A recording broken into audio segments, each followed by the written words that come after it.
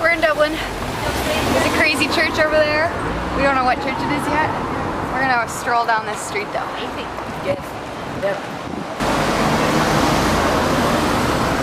Italian restaurant. It's restaurants everywhere.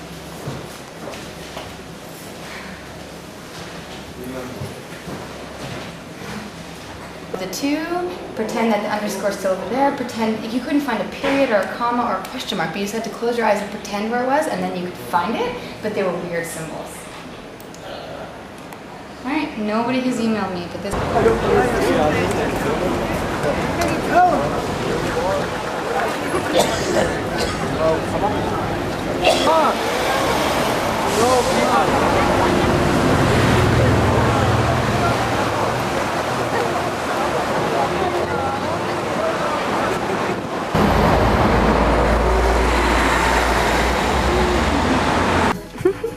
What do we gotta get? Cashmere sweaters.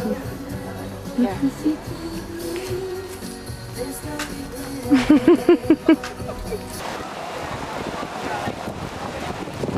Woo! Well, we should go down there and see what it is.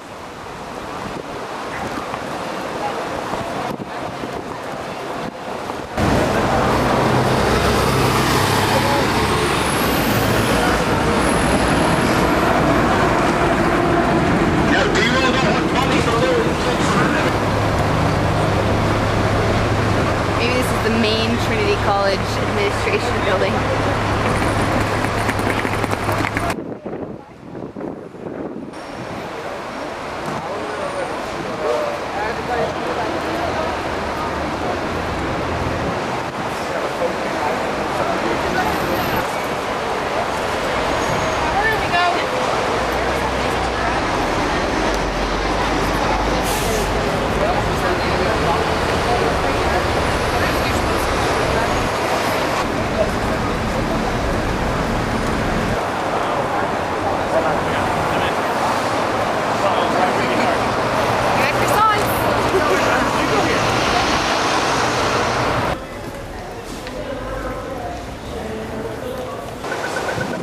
There's a dirty fountain water. Established AD 18. Oh no, it's not from this age.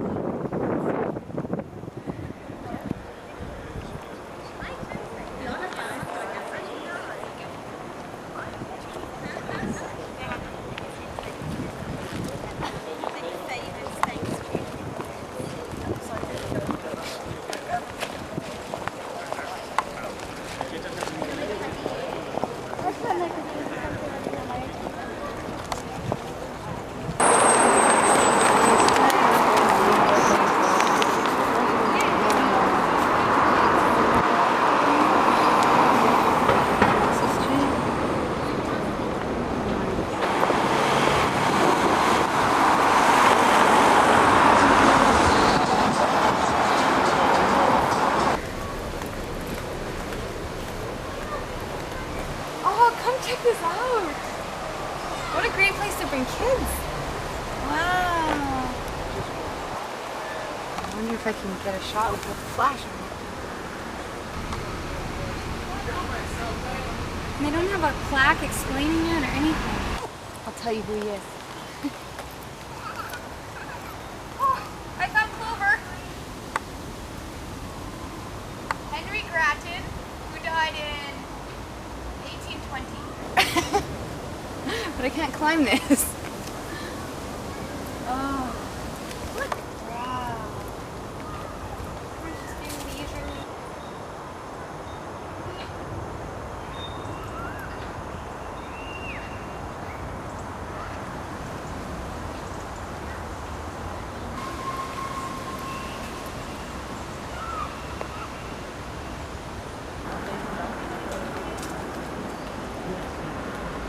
Said she would run and hide in the cornfield.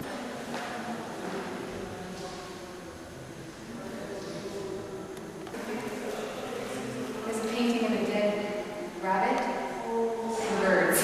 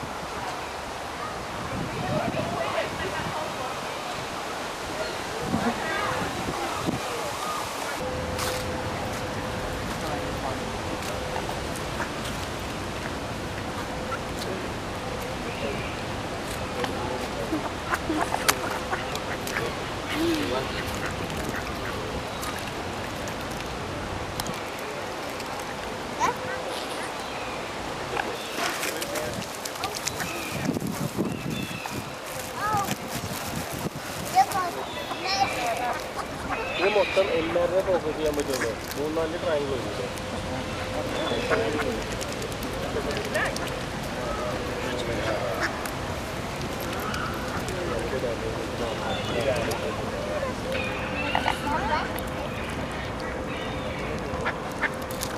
Scared of them.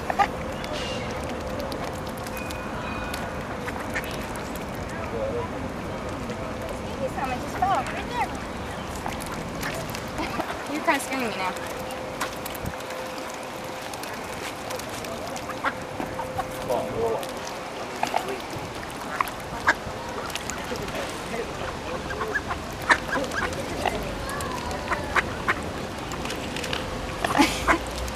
You're a big bird there, Swan, aren't you?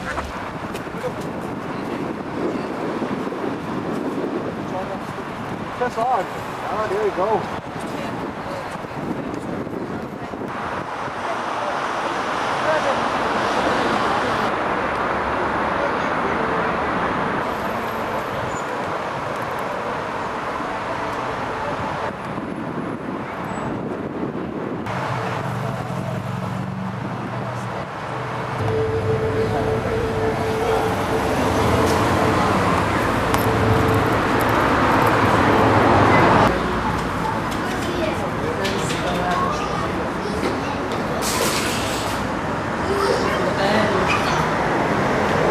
Like $4.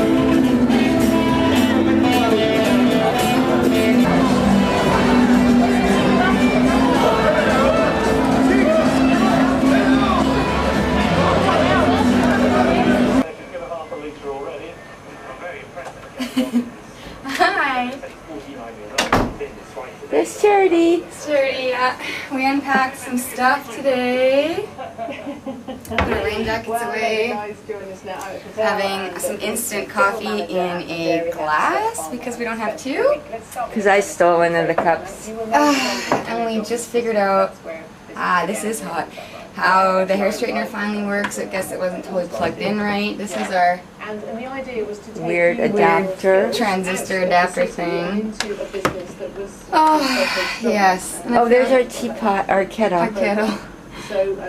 And there's the bathroom. Oh, Oh yeah, go show the hot. I gotta show Dad this. Look at this.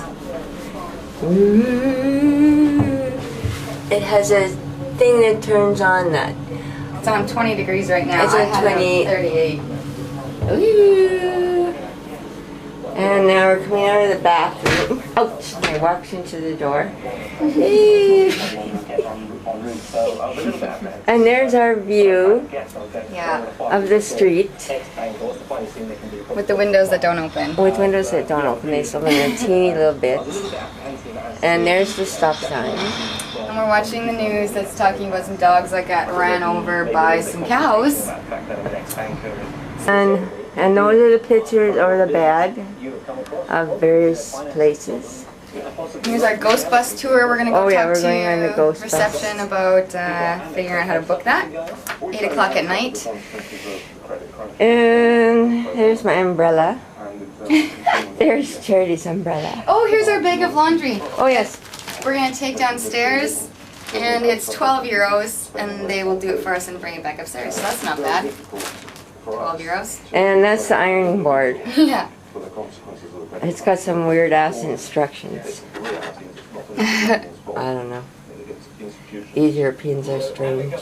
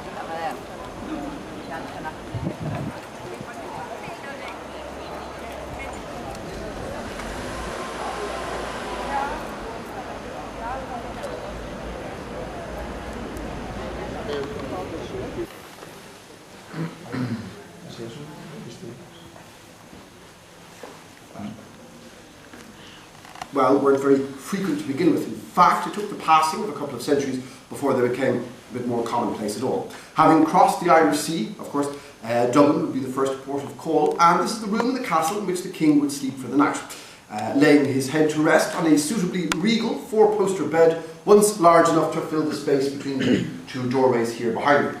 The very first English monarch to rest here for the night was King James II. In 1911, the royal bedrooms were moved from here to the royal corridor, which is now referred to as the state corridor. Running parallel to us, we'll be passing through here shortly, and the king's bedroom was just off there to the right. Ironically, 1911 saw the last ever British royal visit to Ireland, and they haven't returned since. And so that same year, this became the castle meeting room, with all of the political business of the day being addressed in here.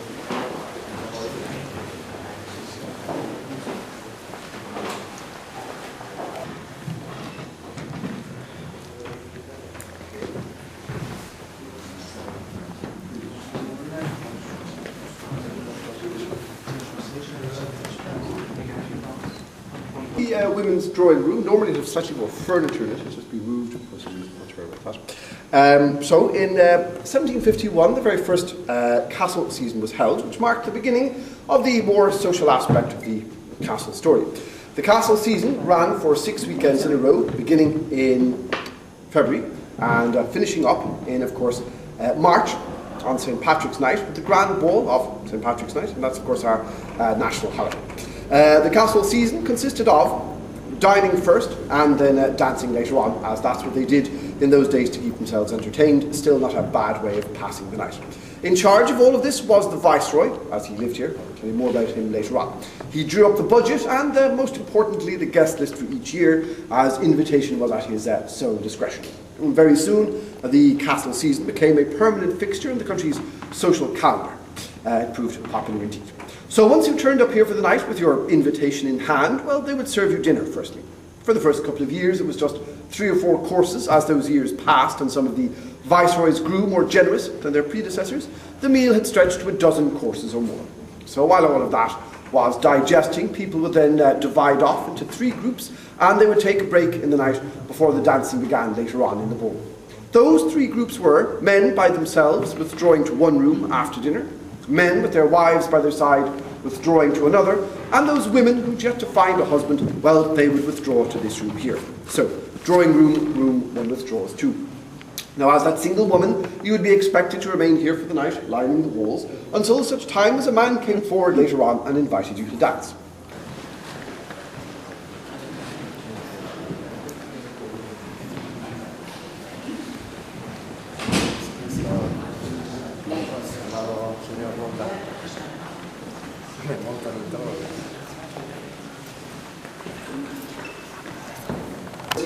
On the occasion of her first visit to Ireland, which took place in August of 1849. Now, as monarch, Victoria reigned for just over 60 years in total, visiting Ireland on 4 occasions. Her last visit to this country occurred in 1900, and she was dead just a year after that. When Victoria originally went to seat herself upon the throne, she wasn't tall enough to make it. 4 of her maids had to lift her up and place her there. Now, this was not considered fitting or dignified for a queen, so before her return trip, they shortened the throne for her by sewing off the decorative flags clothes. And so all 4 legs are completely flat and unadorned as a result, and that's quite unusual for a throne. The footstool there allowed her to take to the throne with greater ease. Above the canopy, you can see 2 beasts, a lion and a unicorn, symbols of England and Scotland for many years, the owners of the island of Ireland, and to further emphasise this point, they're holding in their claws and hoofs a shield with Ireland's emblem upon it.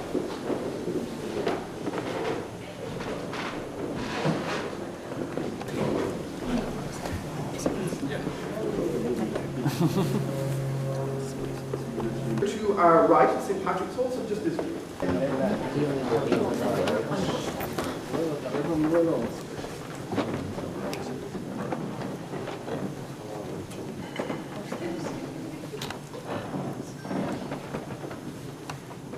date from 1787. Here at the bottom, you see St. Patrick the White lighting the fire on the hill of Slane. That's a small village just outside of Dublin, around the year 434 AD is when this took place. It's the point at which it's widely believed that Christianity first came to Ireland under the leadership of St. Patrick, or earlier on. The term Hibernia comes from the time of the Roman Empire. It means wintry, or land of eternal winter. Some Roman soldiers briefly...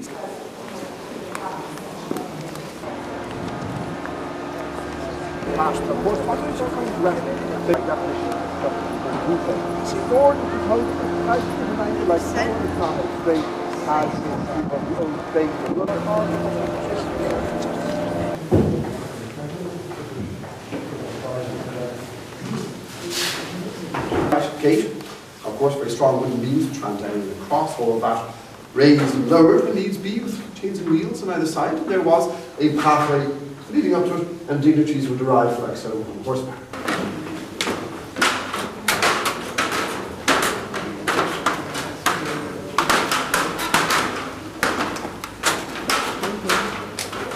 Normans arrived here with chainmail armour, conical helmets, decent shields, and a better quality of metal which immediately gave them better weaponry.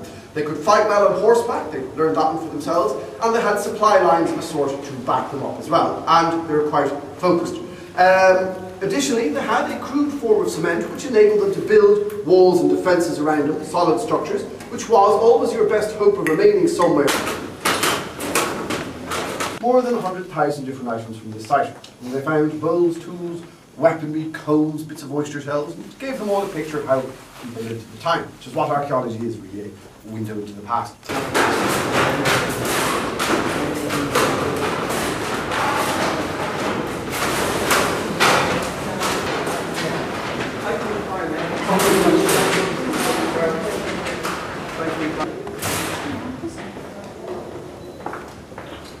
Here is also used, put here by Dublin City Council to commemorate the new millennium. It's the Spire of Dublin, it's 120 metres high.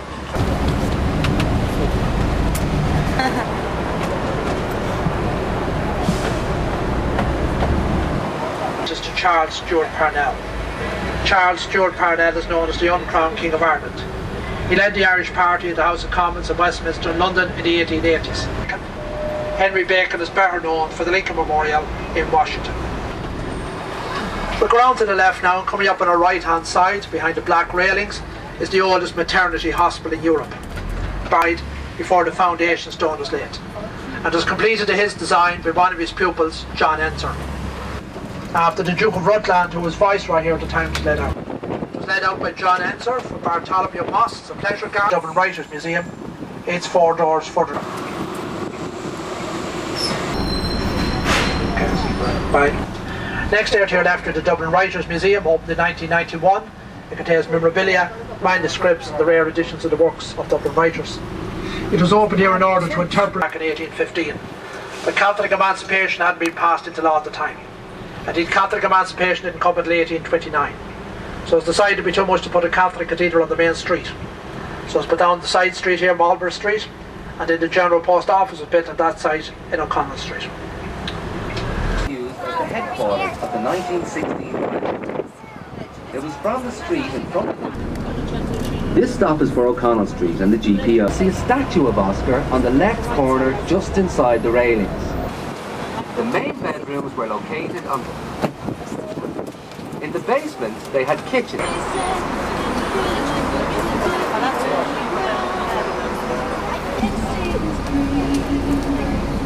Who visited the city in 1821 of the War of Independence.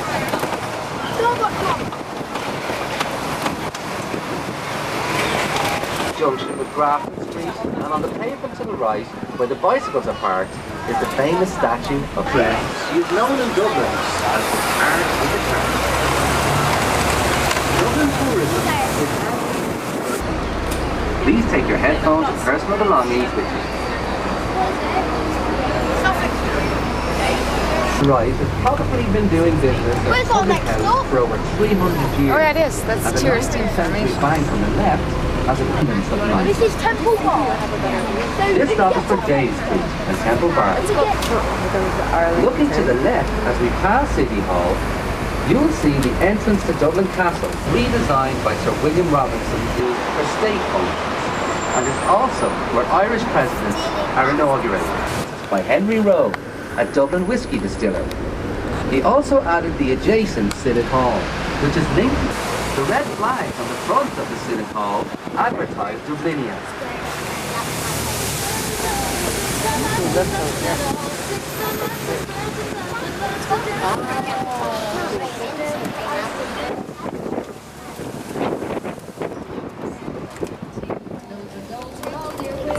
So I walked into the park.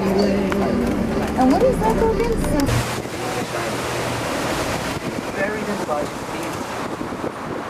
In the 1860s, Benjamin Lee Guinness restored the cathedral. Statue of Sir Benjamin inside the railing. Church services take worshippers are welcome. This stop is for St Patrick's Cathedral and Marsh's Library. Through the arch gateway on the left, the steep steps lead the Great Deep. There's also a curbside market here, known as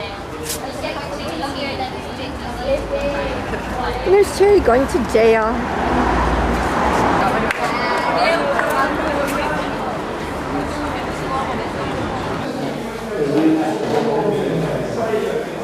Tour. Anybody on a tour with 220 on their tickets? Beginning now.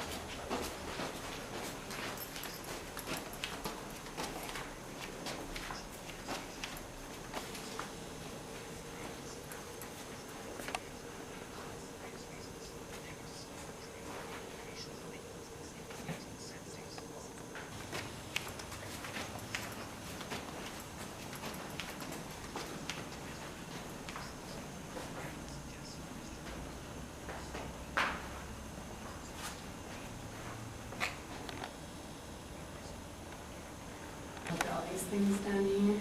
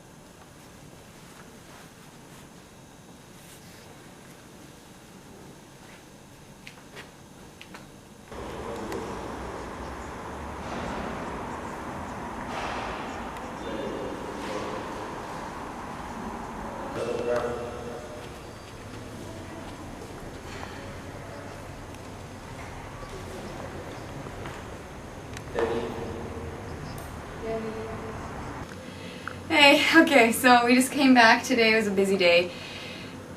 We saw some rain. We used our umbrellas actually, on and off. We went to the castle, Dublin Castle. We went, we just got back from Christchurch and we saw the crypt in the bottom. We did an audio tour, which was awesome. What was the middle thing we did today? What else did we do? Oh, the jail. Oh, we went to the jail. That was really cool too. So anyway, we came home and our laundry is done for us. And this was the first thing we pulled out of the bag. There's somebody's tidy whities and they're not ours. I'm tired. I'm so tired. Hey! Want a new Grange? Where's your badge? It's a badge that the lady put on me herself. So 2:15 we'll be back at this point.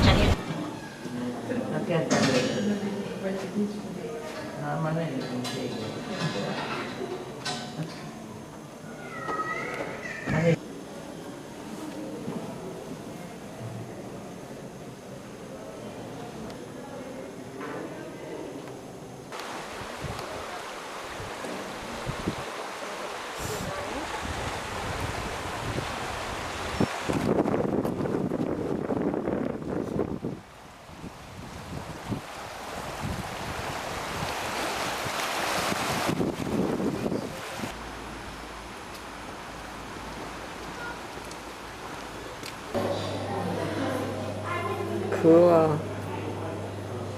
It's kind of sad that they had to put concrete on the outside. That other one doesn't have concrete at all. Nope.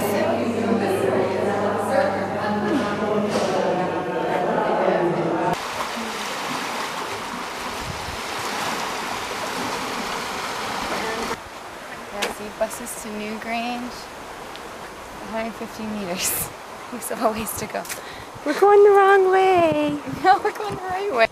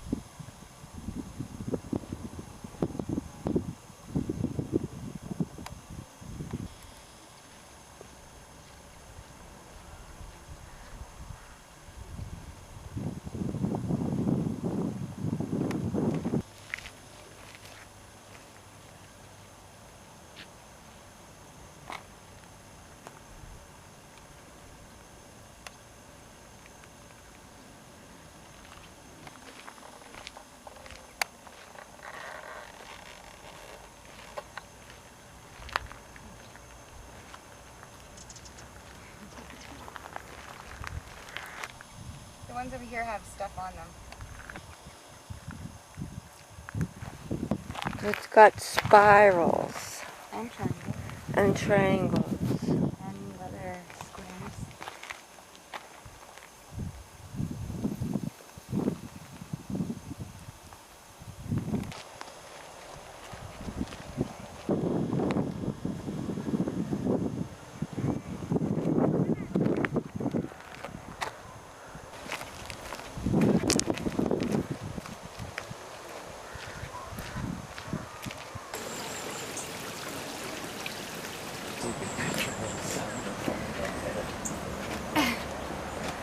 So we just had no time to eat lunch.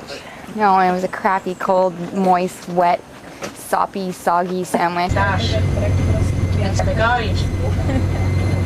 To think that they actually brought the stones up from Wicklow, which is a long way down the coast, and probably on rafts made of woods, must have been quite a thing to do. 57.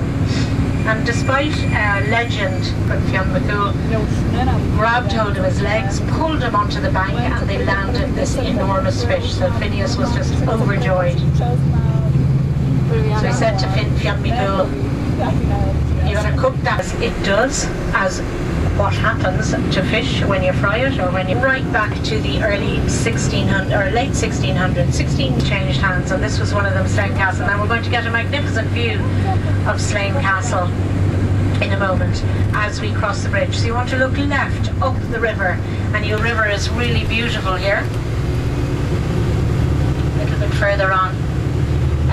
And of course plenty of fish. Now you should be able to see it out the left hand side at the top there. It's a beautiful position just beside the River Boyne. Right, and then if you just glance back, you'll see the other tours go past them. You can do walking tours around.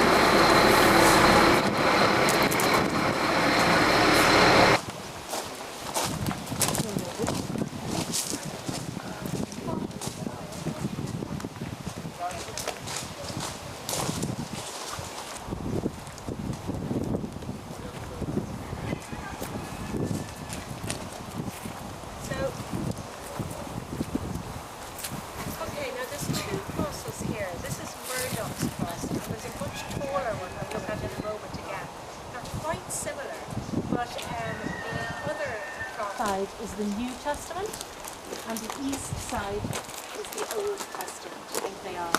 So this is Mary and Jesus and the three wise men here. And then the other side, and you can look, there's still things all the way up on that east side as well. Then you can see at the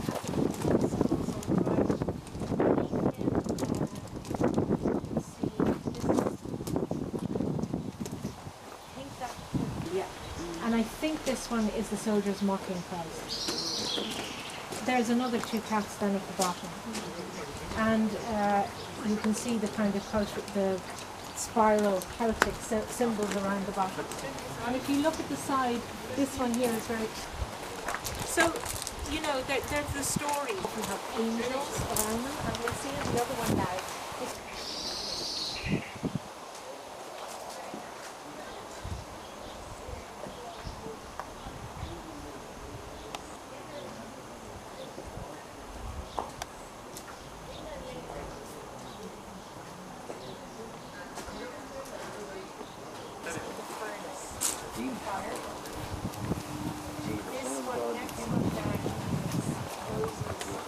I've read this, so I'm looking at it and going, do you know what I mean? When I come, I kind of look and say, well, would that really be it? I think this one at the bottom, they say, is maybe the baptism of Jesus. Oh, yeah. So you could look at them and decide it was something else, but if you go back to the Bible and do the stories. And then it's sandstone, isn't it? It's sandstone, exactly. And they, you can see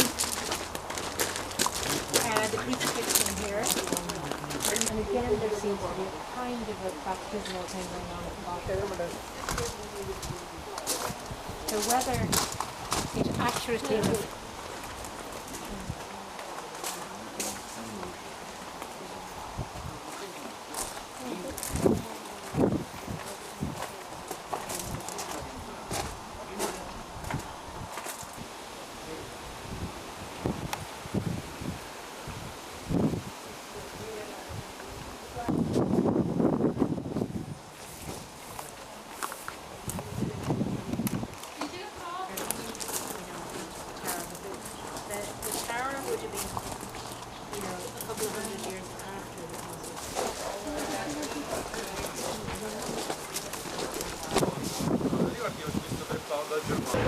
Okay, what are we doing, Mom?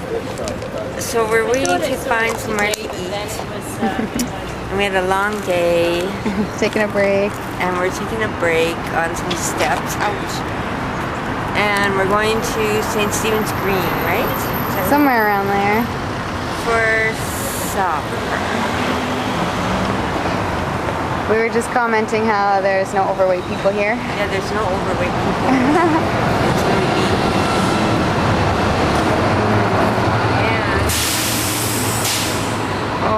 mosquito bite. There's like really old things here. Really old things here.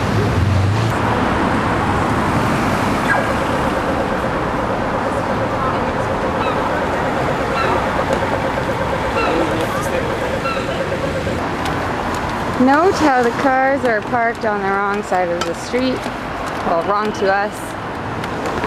They're parked the wrong side of the street on both sides of the street. And everything is to let, not to rent.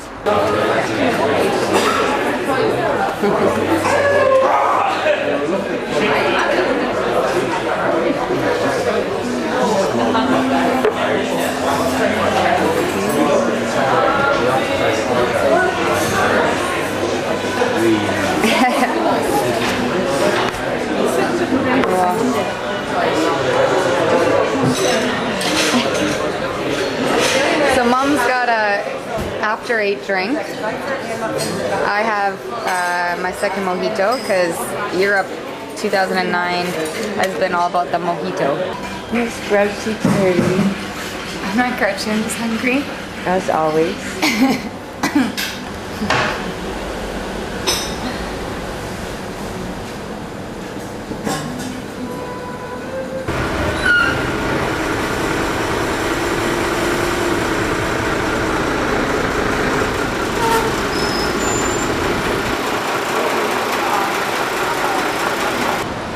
But it's expensive to treat.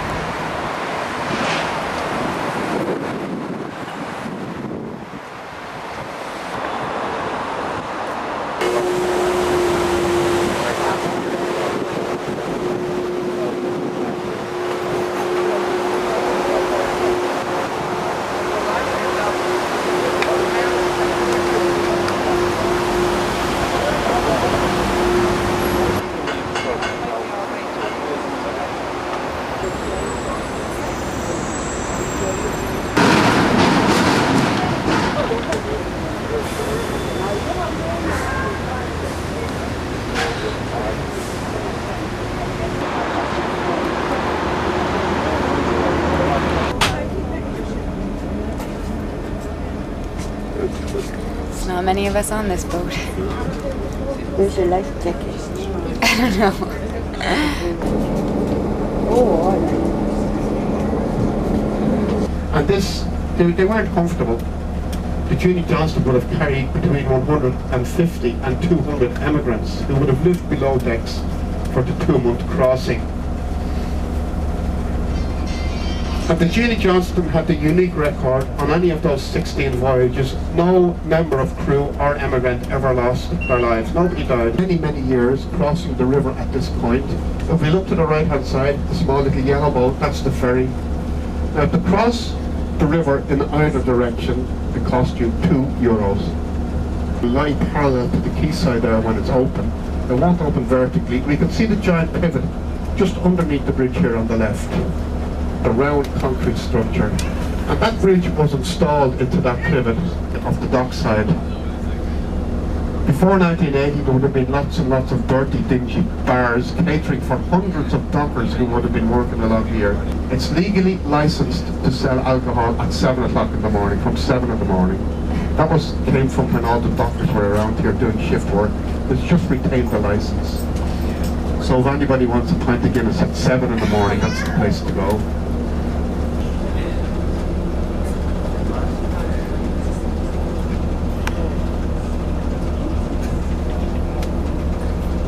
Red, blue and yellow.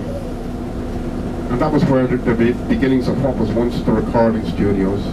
And if you care to take a walk down there, you'll notice that lots and lots of graffiti all over the place there. And if we keep looking at the quayside here, we'll see a small dark coloured statue of a man pulling a rope. And he's called the linesman. And he's reminding us the way this dockside would have looked 50, 60, 70 years ago. when there would have been hundreds of doctors, as I said, working along here. The whole place would have been a hive of activity.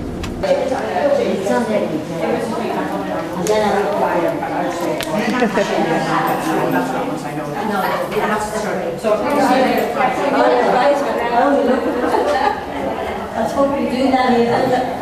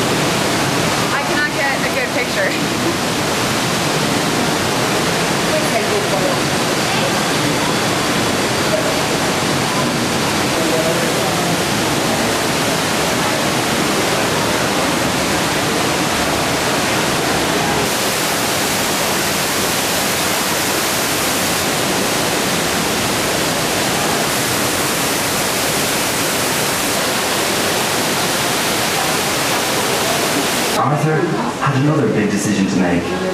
Should he continue to brew ale, or should he take a risk and brew nothing but porter? His answer is recorded in the brewery logbook. His brewery has evolved, and you will see the brewery here, and I'm going to show you the bottling unit, but it's not there. I'm in the Guinness Roast House, where the unique process of roasting takes place in these drums behind me.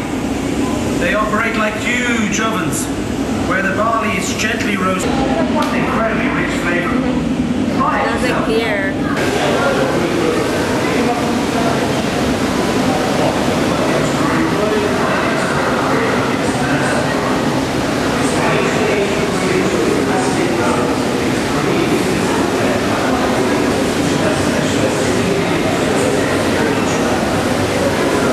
To meet this growing demand for Guinness globally and to ensure the highest quality, we brew to the same exacting standards in up to 50 countries around the world. Every drop of Guinness includes a special essence, which is only produced here in Ireland and gives Guinness, no matter where it's brewed, its distinctive qualities and taste. Guinness beers from around the world are examined here at St. James's Gate by the Brewery Taste Pad. Guinness is called the grain hops.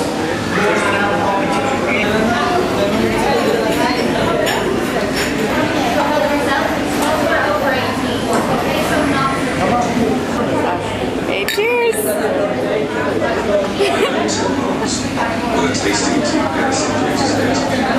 Welcome to our tasting. What do you think? You're going to taste something good straight from I like it. I like it too. It does not taste like an ashtray like they said it would. Oh, that's good.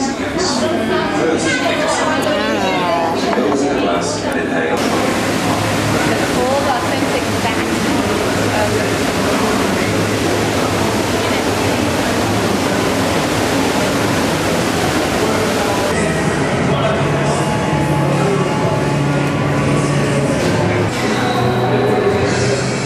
yeah, it's not the real one. So the real one's still in Trinity College. This one was made in 1702 by somebody else. This gives you power.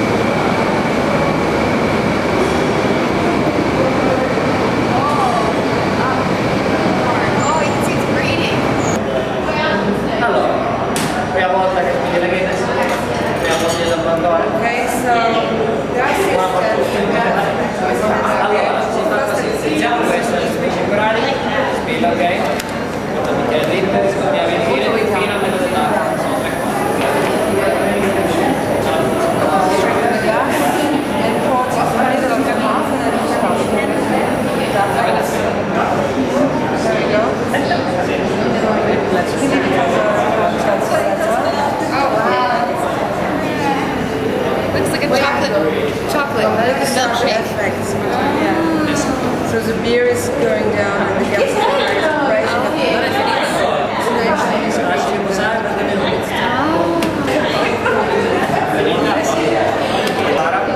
It has to sit. So this is my certificate of authenticity. I poured the perfect pint. And you had to wait for 2 minutes there. And then because you fill it all the way up to the middle of the harp with, it's a gassy beer. It has gases in it, she said, nitrogen and stuff. And that's what made that effect. And then you wait 2 minutes, and then you top it up to the very top with just straight beer, and there's no gas in it. That is the perfect pour. And I'm going to enjoy this beer that everybody told me I would hate, but it's delicious. I'm just going to get a mustache all over me.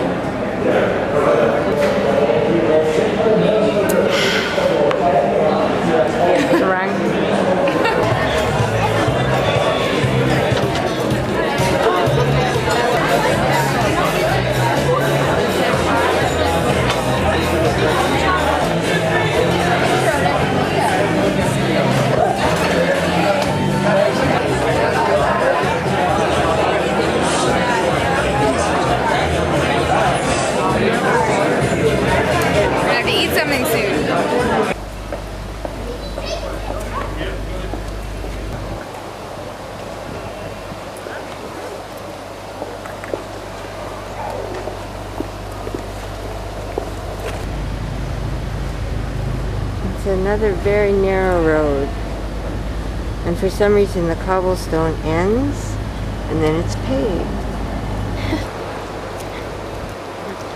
Are you tired? No, I'm just hungry.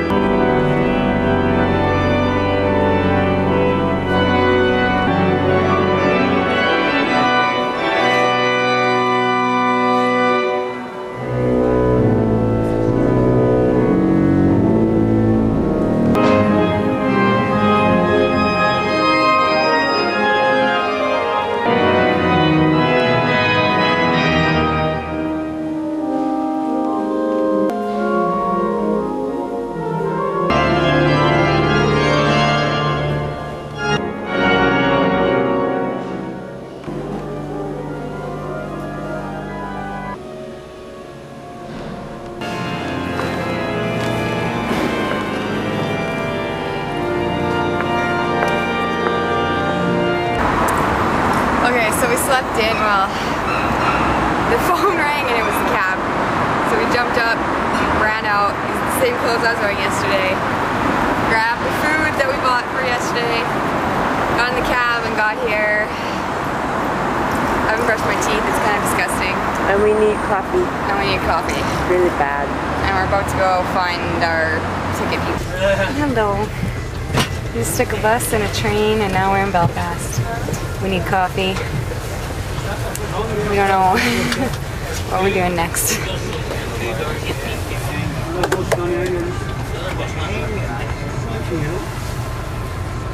can see more churches down out there through that guy's window. The mountains.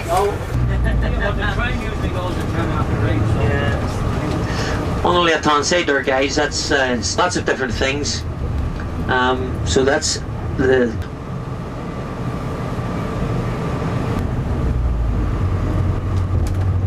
Just the very edge are as if the giant's looking up into the sky. And just below that you'll see a castle. So the face is actually just above the castle, if you can make it out. And we've got the Belfast Castle there, beautiful castle with beautiful surrounding grounds. So that's the front entrance there, as you can see.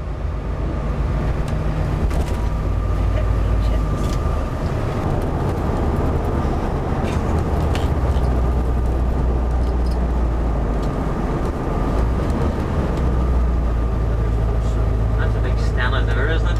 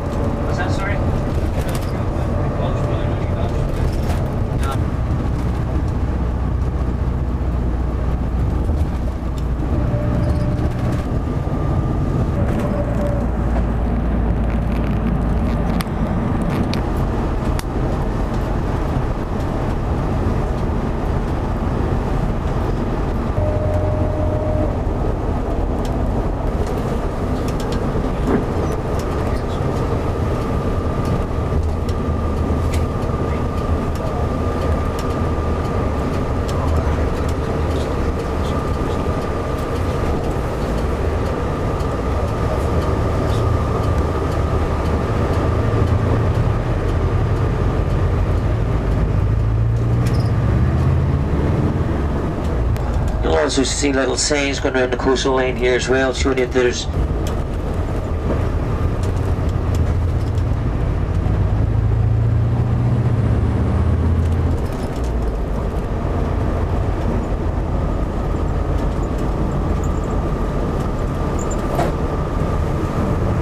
and we're coming into the Ballygally. Of course, Ballygally here famous for its castle, the Ballygally Castle. Once on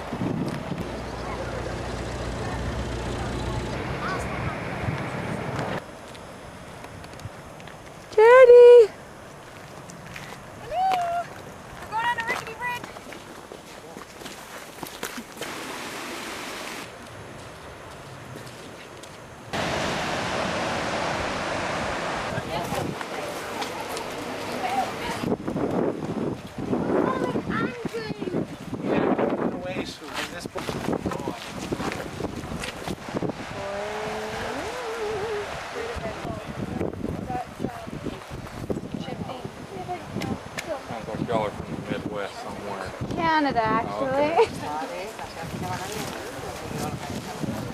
Okay, show off. Okay, that's the granny.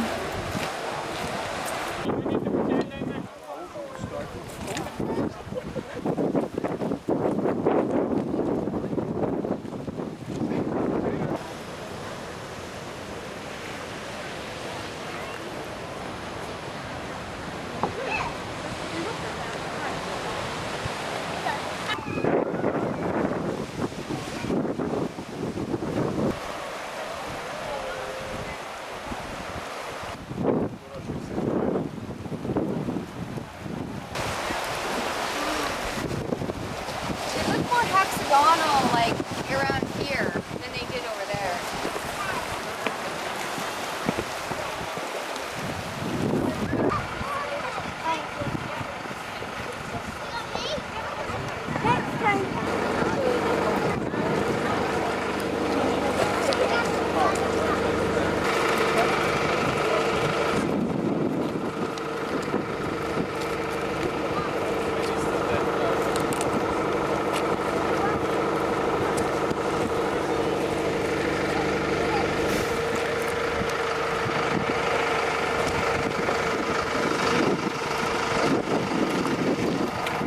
Here's my piece of the Giant's Causeway.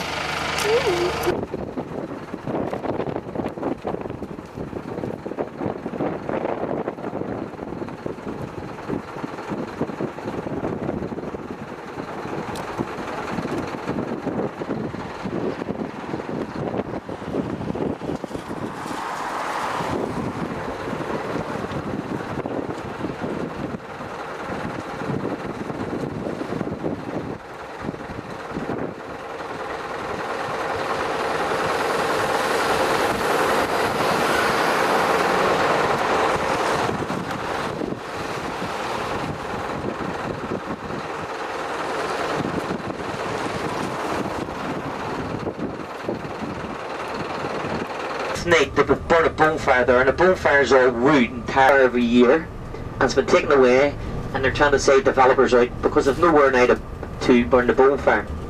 So, if you look to the left hand side, I'll give you a quick snap of this, and I mean nothing bad. The best memorial I've seen yet is this one here to the left hand side. It's actually following you the whole way out this estate. So it's a real fantastic memorial, that one. As we pass, look through this building that we're passing on the left, and you'll see that sniper watching us. You'll see that sniper still putting his eye on you and following you back on. And you'll see King William. So if you can imagine the Catholic estates, guys, the same as this Protestant estate, they were all the same, there was no difference. But they are trying to change it. There's the Gold Rouse. I mean, there's a bit of help there. Changing, and their little community centre here, the blue one, it was run down, and they've repainted it and made it quite and people from the Catholic and the Protestant community will actually share prayers in this cathedral.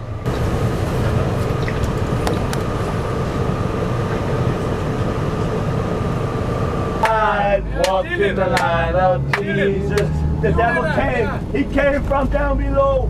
He took the rail track and he smashed them down. But yes, we conquered it, my friends. We conquered it. Jesus Christ said, "Rise up, my children. Jump on the bus. You don't need to go down that rail track. Don't go down that rail track, my children. Whoa! Get on the bus. Avoid the rail track. Avoid the rail track, my children. Walk in the light. Walk in the light. Walk in the light. Walk in the light of Jesus." Yeah, did you ever hear of a competitive level of senior football in Longford? The Longford Slashers. That would be a complete negative. What's going on about that, yeah. Why does he reckon there is one? I didn't. Competitive level of senior football in Longford. I didn't fucking say that. I said in fairness, Dave, they're competitive amongst themselves. They're all shit. Probably you think there would be